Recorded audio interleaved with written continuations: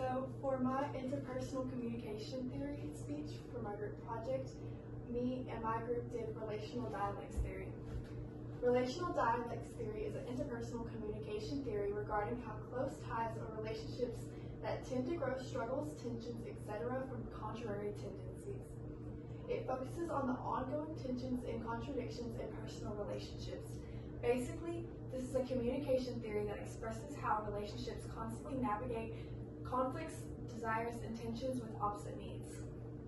Also, it proposes that relationships are constantly changing due to opposite forces, such as the desire for closeness versus the need for independence. These tensions create a dynamic interplay that shapes the relationship's development and communication patterns, highlighting the complexity and fluidity of human connections. Now, if that doesn't make sense, there is a short video that shows the person who created the theory explaining the theory.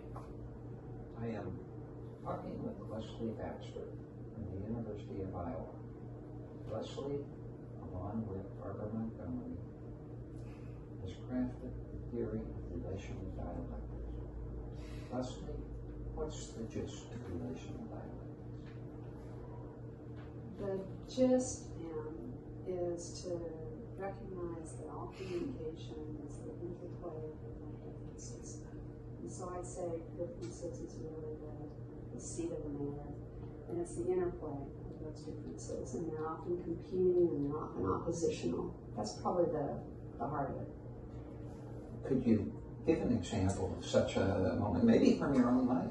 Don Braithwaite and I, a few years back, published what to this day is my favorite study, in which we went and interviewed people who'd been married for 50 years, who had elected to renew their marriage vows. And what we realized is that that was a ritual, and now I want to label that as an aesthetic moment. And when we talked to people about that, it was just a lovely exemplar of the sort of seamlessness of these differences sort of coming together. The differences are there, and the differences enable a sort of sense of wholeness in the ceremony. So in this one moment, they would say that, what was so nice about this renewal of marriage vows is when they uttered those words, it was to celebrate the fact that their marriage was the same as it was the day they got married. They loved each other the same. In fact, they even brought, the same wedding dress, the same tuxedo. Of course, they had to have them enlarged, but it was the same. And then a few minutes later, they'd be talking about how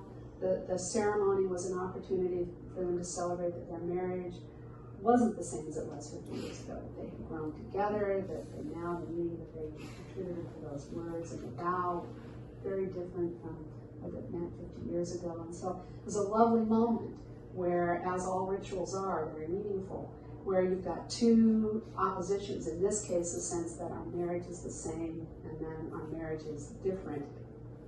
Dialogue is something in our field that is almost the flavor of the month. A lot of people are talking about dialogue. What makes? So overall, the relational dialects theory, my interpersonal communication theory, is just basically showing how ties and relationships tend to grow struggles with their opposite conflicts.